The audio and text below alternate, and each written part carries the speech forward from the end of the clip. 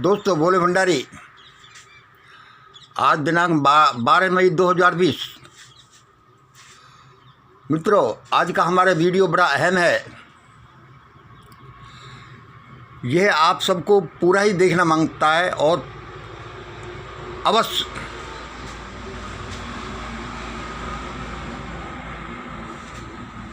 यह हमारी बड़ी रिसर्च, तपस्या, बड़ी मेहनतों का परिणाम है, कई दशकों का परिणाम है।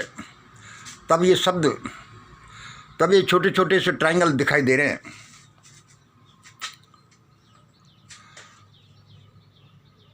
आज देश में बड़ी चर्चा है कि कोई महान आदमी आएगा, देश को बचाएगा।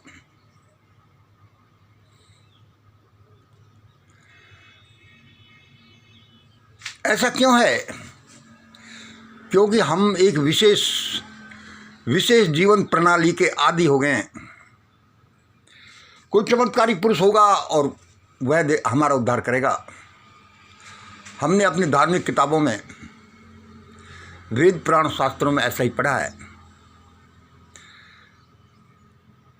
वह चमत्कारी पुरुष आएगा और हमारा उद्धार करेगा,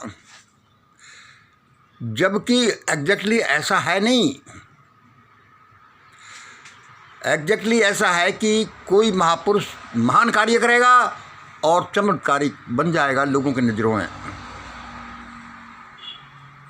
अब हम क्या देख रहे हैं कि वो, बताओ वो कौन है, वो ग्रेट सायरन कौन है, वो कल के अवतार कौन है जो दुनिया का उद्धारक है? बताओ बताओ बताओ बताओ।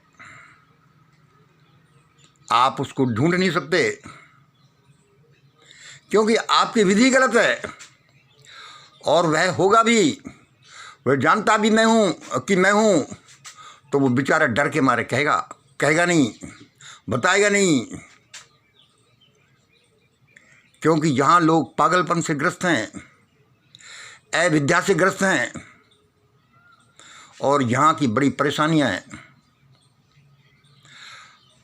अब सुनो आज के हमारा विषय। वह सायरन भयानक हाहाकार, लूटपाट, मारकाट को मेरे फार्मूले द्वारा रोकेगा और अचानक प्रकट हो जाएगा।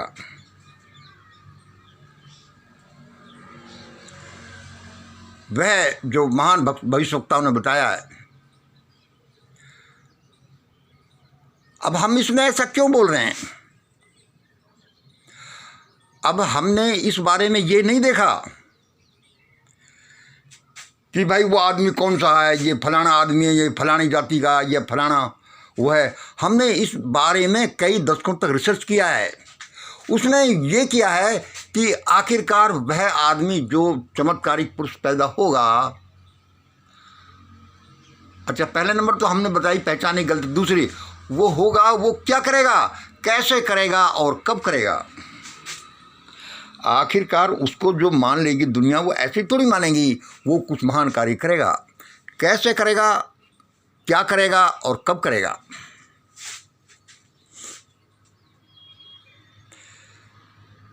और ये हमारी रिसर्च से निकल कर आया है कि वो जो भी करेगा, जैसे करेगा और कब करेगा, इसको हमारा ये फार्मूला बताता है।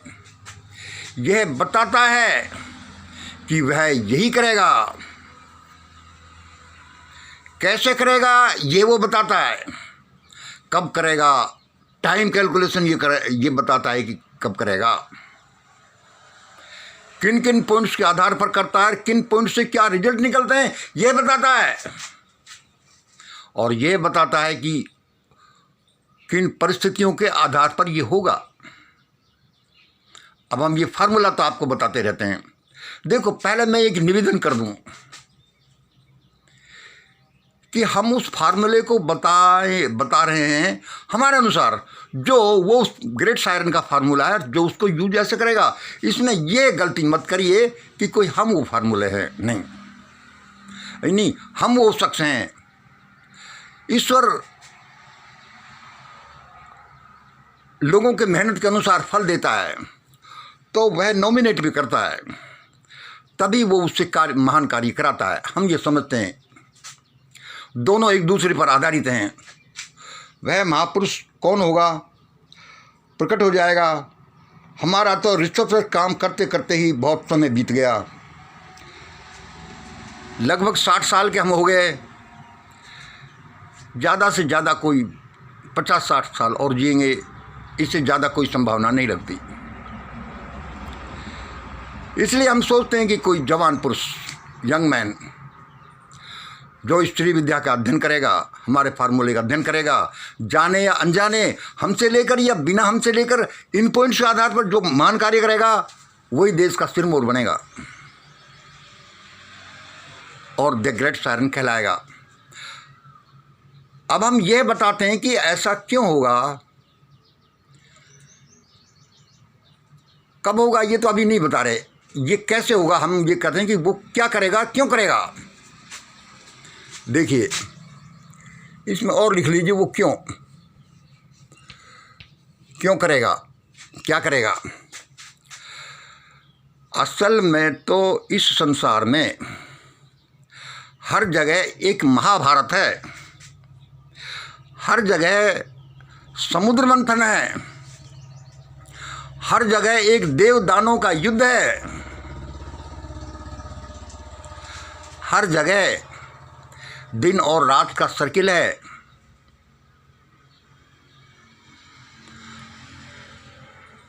देखिए, आज भारत में जो हो रहा है और जो आगे होगा वो इस तरह से ही हो रहा है। ये हैव एंड हैव नॉट्स का युद्ध है, ये देव और दानवों का युद्ध है।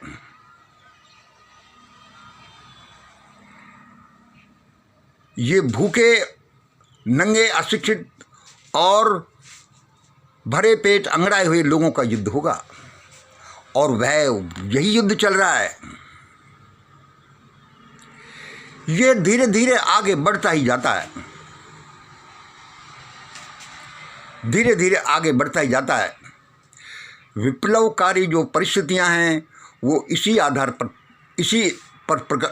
प्रकट हो रही हैं कि यह देव दानों का युद्ध चल रहा है, यह समुद्र मंथन चल रहा है, यह एक महाभारत चल रहा है। इसका पीक अभी आना बाकी है। देखिए, ये हमारा हैव नॉट्स है, मान लो इसको हम मानते हैं। इसके ABC 3 पॉइंट्स हैं। अब वे क्या कहते हैं, ये देखिए, हमें धनहीन, शिक्षाविहीन और असुरक्षित बना दिया गया, बेइज्जत बना दिया गया। धनहीन है तो वो भूखे होंगे ही, शिक्षाविहीन बना दिए गए तो अज्ञानी होंगे ही, अस्त्र शस्त्र नहीं रखने दिया तो वो असुरक्षित होंगे ही, फिर ऑटोमेटिकली वो बेइज्जत तो करे जाएंगे। दूसरी बात, यह ग्रुप सोचता है कि हमारे साथ तो ये धोखा हुआ, और धोखा हुआ भी बड़ा हुआ, हजारों साल से हुआ। भाई ये तो बुजुर्ग हुई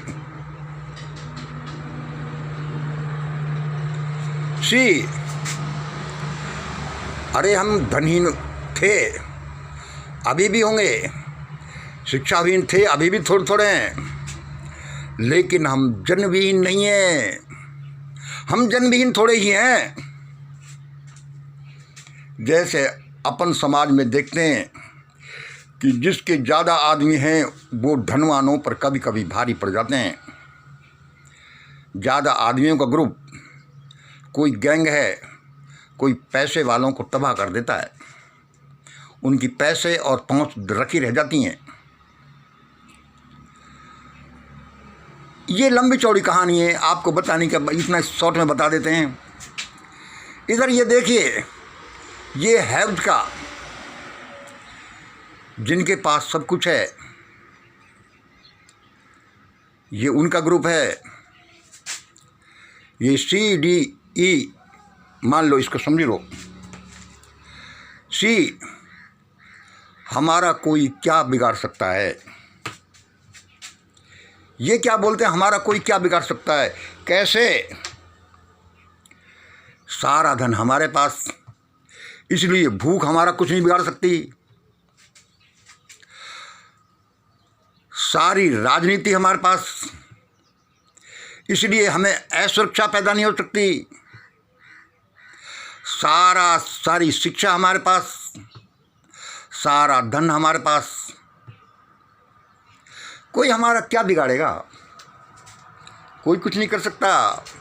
ये लोग तो हमारे नौकर हैं। थोड़े से टुकड़े फेंके और ये वही करेंगे, बेचारे भूखे नंगे और क्या कर सकते हैं?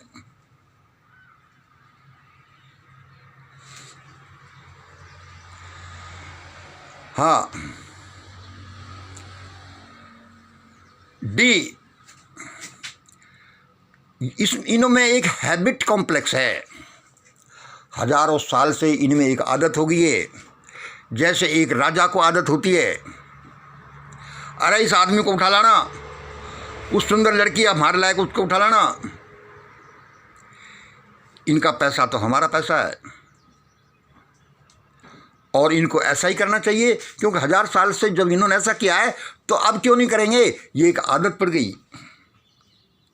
जैसे कि लोग जो दारू पीते हैं उनको आदत पड़ती है, चाहे अच्छी या बुरी, लेकिन उनको दारू पी है, आदत बड़ी चीज़ है। उसके बाद ये देखिए, आजकल की रिसर्च से पता चला है कि ये कोई हैबिट कॉम्प्लेक्स ही नहीं है, यह डीएनए कॉम्प्लेक्स है। यह इनकी जीन में भरा हुआ है, इनके डीएनए में भरा हुआ है कि इनको दूसरे लोग भरपेट खाते हुए, शिक्षा प्राप्त करते हुए, इज्जत से जीते हुए अच्छे नहीं लगते। ये इनकी जीन कहती है, डीएनए कहती है। तभी तो आदमी बार बार ऐसा व्यवहार करता है। देखिए, हमने कहा कि यह देव दानव का युद्ध है, यह महाभारत है। तो अब इसमें आप सुनिए, पहले क्या था। जैसे हम देखते हैं कि मुट्ठी भर मुगल आए, उन्होंने सब पर राज्य किया, 95% लोगों पर राज्य किया। मुट्ठी भर अंग्रेज आए, उन्होंने किया। पहले जो यहाँ हुआ, जो मनुवादियों का आगमन हुआ, उसमें 15% लोगों ने 85% लोगों पर शासन किया। वे युद्ध में हार गए या षड्यंत्र का शिकार हो गए, जैसे भी हुआ। ये विधि हजारों साल, ये प्रक्रिया हजारों साल तक चलती रही। अब जो आज परिस्थितियां हैं, देश में शिक्षा, जन जागरण, धन का संचार हुआ है, तो आज ये क्या हालत है कि इधर ये जो हैव नॉट्स का ज़्यादा ग्रुप है, ये लोअर ग्रुप 30% है, ये अपर ग्रुप 20% है, और इसमें जो 50% का मिडिल ग्रुप का ओबीसी का है, इसमें ये लोग डिलेमा में हैं। कभी तो ये समझते हैं कि हम तो हायर ग्रुप के हैं, कभी ये समझते हैं कि हम तो लोअर ग्रुप के हैं। पहले ये भी 85% में थे और शूद्र थे, लेकिन अभी समाज की प्रक्रिया के अनुसार ज़्यादा लोअर ग्रुप, अति शूद्र ज़्यादा भुगता, और ये कहते हैं कि हम तो ऐसा है। अभी जो प्रोसेस चल रही है, ये सारा दारोमदार इस पर निर्भर करता है कि ये 50% ओबीसी ग्रुप किधर जाता है। इनमें इधर फिल्ट्रेशन होता है, कुछ इधर सपोर्ट करते हैं, कुछ इधर आ रहे हैं। जैसे जैसे ही समय बीतता जाएगा,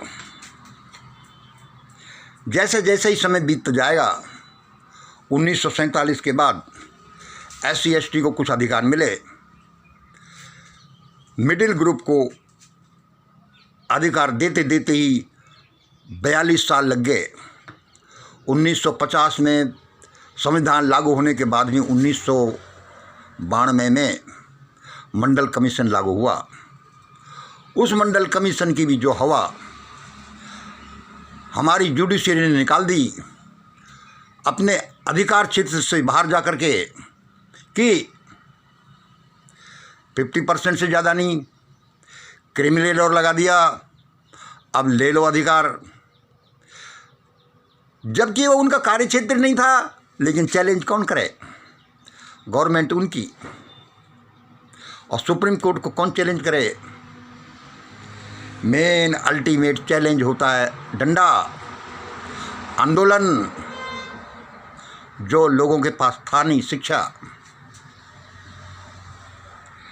42 साल में तो सैद्धांतिक रूप से कुछ अधिकार मिले, और उसके बाद भी उनकी मिट्टी पलीत कैसी हुई है आप और हम सब देख रहे हैं। हम कितना ही कर लें, यह देव दानव का संघर्ष, जिसमें मिडिल ग्रुप के लोगों का एक अहम रोल होगा, ये बढ़ता ही जाएगा। और ये इतना बढ़ेगा कि भयानक हाहाकार में भारत फंसेगा, लूटपाट में भारत फंसेगा, मारकाट में भारत फंसेगा। इन परिस्थितियों को देख करके ये कोई संभावना नहीं है कि इजीली कोई भी मानेगा।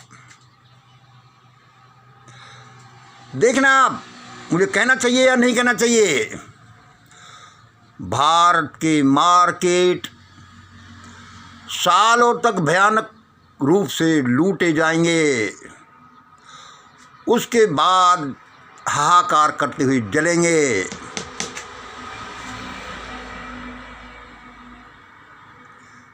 इस हाहाकार, लूटपाट और मारकाट जब लाखों लोगों की होलेगी, तब आंखें खुलेंगी दोनों पक्षों की, तीनों पक्षों की, इधर की भी उधर की भी, कि भाई लाखों लोग मर लिए, इतना नुकसान हो गया, अब ज़्यादा मत करो वरना करोड़ों भी मर सकते हैं। और उस समय त्राण देगा यह फार्मूला। इस फार्मूले को अभी कोई नहीं पूछ रहा, इसको ढूंढ कर पूछा जाएगा, चाहे इसको मैं दूं या मेरा फार्मूला हो, चाहे किसी और का हो, पॉइंट्स यही आएंगे। 30 + 50 + 20 = 11। This factor will control, will govern everything. क्या नियम होने चाहिए, क्यों होने चाहिए, कैसे देश चलेगा, और सबके अभिमान को तोड़ करके ये बीच में ये फार्मूला प्रकट होगा और देश महान बनेगा। इसमें जो मेन रोल अदा करेगा, जो सबसे महान कार्य करेगा, वही द ग्रेट सायरन कहलाएगा। हम अभी से उसकी चमत्कारों का इंतज़ार कर रहे हैं। यह अवैज्ञानिक है। उसके महान कार्यों को देखने के बाद उसके चमत्कारों को देखेंगे और चमत्कार तो उस पर थोप दिए जाएंगे। चमत्कार जैसी चीज़ होती कि नहीं, एक महान कार्य होता है, महान लक्ष्य के लिए होता है, वो हमें चमत्कार सा दिखता है, वो भगवान सा दिखता है, तो वो बात अलग है। इसलिए मेरे दोस्तों, मेरे अजीजों, सुन लो मैं क्या कह रहा हूँ। मैं बोलता ही रहता हूँ। जितनी जल्दी आप इन मेरे शब्दों को, मेरे विचारों को, मेरे फार्मूले को, मेरे इस संकल्प को पकड़ लेंगे, देश का उद्धार इतनी ही जल्दी हो जाएगा। और इसमें कोई कंफ्यूज मत करिएगा कि मैं कौन हूँ। मैं तो एक छोटा सा आदमी, सड़क छाप हूँ, देश का नागरिक हूँ। मैंने एक खास दिशा में रिसर्च की है और मैं घोषणा कर सकता हूँ कि वह आदमी इसी से निकलेगा, चाहे ये फार्मूला हो, चाहे इससे थोड़ा बहुत चेंज करके दूसरा कोई दे, दूसरा आदमी बने। अब हम इस बारे में एक आध बात और बता देते हैं। ऐसा ही होगा, ऐसा होने के लिए बाध्य है। और भी बहुत चीज़ हम बताएंगे। अब जो भारत की मानसिकता रही है, वो चमत्कारों के पीछे भागता रहा है, तो लोग पहले से देखना चाहते हैं कि वो चमत्कारी कौन है, जबकि पहले से तो उसको देखा ही नहीं जा सकता। लोग कोशिश कर रहे हैं कि चमत्कारों के आधार पर मुझे मान लें। जैसे कोई कल की अवतार, कोई अपनी गाड़ी चलाता फिरता है कि मैं हूँ जिसने करोड़ों रुपये इकट्ठे कर लिए साउथ में। जैसे कोई सिंगल मिंगल कोई भाई है, वो कहता है कि मैं कल के अवतार हूँ। जैसे बाबा रामपाल के लाखों करोड़ों लोग भक्त बोलते हैं कि वही वो द ग्रेट सायरन हैं। जैसे कि बहुत से लोग बोलते हैं या बुलवाए जाते हैं कि भाई मोदी को बताओ, मोदी वो है। इनमें से वो आदमी कोई भी नहीं है। मैं अपनी रिसर्च के आधार पर ये कहता हूँ, क्योंकि इन लोगों की कार्यप्रणाली से महान बनेगा ही नहीं। वह कार्यप्रणाली तो इससे निकलेगी, जब वो महान बनाएगा वह ग्रेट सायरन होगा। इन लोगों में से कोई ग्रेट सायरन नहीं है, नहीं हो सकता। औरों की तो छोड़ो, आप कहेंगे कि बाबा रामपाल कि तुम कैसे कह सकते हो, ये तो वो महान हस्ती हैं, ये तो करेंगे। देखो, ये भले आदमी हो सकते हैं, मैं भी मानता हूँ। महान कबीर गौड़ के ये पूजक रहे हैं, लेकिन आज जिन परिस्थितियों में देश फंसा है, अलग अलग हालातों में अलग अलग रेमेडीज की जरूरत होती है। भक्ति एक बड़ी चीज़ है, आज भी भक्ति है, भक्ति हो। हम भी अर्ली मॉर्निंग में ध्यान, प्रार्थना, प्रभु स्मरण, सत्कर्म का एडवोकेसी करते रहते हैं। लेकिन आज जिस मेडिसिन की ज़रूरत है, वो मेडिसिन होगी डंडा, धन, साहस, सड़क पर आना और बहुत सी चीज़ों से देश आगे बढ़ेगा। भंडारों से देश आगे नहीं बढ़ेगा। उन भंडारों का पैसा आप इन कामों में लगाइए जिससे कि इस तरह का फार्मूला, जिससे कि देश महान बनेगा। हम बाबा रामपाल की लंबी आयु की कामना करते हैं। हमारे अनुसार यह है, हम गलती कर रहे हैं तो भाई सॉरी। और दूसरे लोग, मोदी जी जैसे लोग भी कहीं टिकते ही नहीं। हम तो पहले ही बोलते आए हैं कि ये लोग भागेंगे, और हो सकता है कि उनको अपनी सेफ्टी के लिए हमारा ये फार्मूला लेना पड़े। हम एक छोटे से आदमी हैं, लेकिन इस दुनिया में सब छोटे हैं, सब बड़े हैं, सब उस परम पिता परमेश्वर के पुत्र हैं। चींटी भी उसका पुत्र है, हाथी भी उसका पुत्र है। ऐसा नहीं कहा जा सकता कि कोई छोटा है, कोई बड़ा है। कब कहाँ से क्या प्रकट हो जाए, ये परमात्मा की लीला ही है। हम अभी भी और हमेशा ही एक अद्भुत संसार में इस समय हैं। हम नहीं जानते कि यहाँ कुछ भी क्यों, क्या, कैसे हो रहा है, किस आधार पर हो रहा है, थोड़ा थोड़ा अंदाज़ा लगाते हैं, क्योंकि हमने अभी इस अद्भुत दुनिया में अपनी आँख खोली ही हैं। आज मैंने आपको ये बताया, आपने सुना, बहुत बहुत धन्यवाद। फिर हम रिक्वेस्ट करते हैं कि इससे हमको कन्फ्यूज मत करिए कि हम कौन हैं, लेकिन ये गारंटी है कि ये हम वो हैं जिसने ये फार्मूला ईजाद किया है। इस फार्मूले के आधार पर ही देश महान बनेगा। और सुन लो, 30 + 50 + 20 = 11 तो सिंपल फार्मूला है। वही है जिसकी जितनी हिस्सेदारी उतनी उसकी भागीदारी, जितनी जिसकी संख्या भारी उतनी उसकी भागीदारी। वेजिटेरियन बनना सिंपल सा है, और 10% डोनेशंस का एक सिंपल सा पहले बताया गया यार, ध्यान, प्रार्थना, प्रभु, कुछ नहीं निकलता। ये सारे ही सिंपल हैं, लेकिन इसके पीछे जो एक अद्भुत सॉफ्टवेयर है, जो तपस्या है, त्याग है, संकल्प है, और जाने क्या क्या विज्ञान हैं, वो इसको यूनिक बनाते हैं। और पूरे देश में वो भयानकता तभी दूर होगी जब सारे लोग, यह ग्रुप, बीच का ग्रुप जो भी है, वह लेगा कि भाई अब इस फार्मूले को अडॉप्ट कर लेते हैं, तभी इस देश के प्राण बचेंगे और देश महान बनेगा। आज इतना ही। जय हिंद, जय भारत।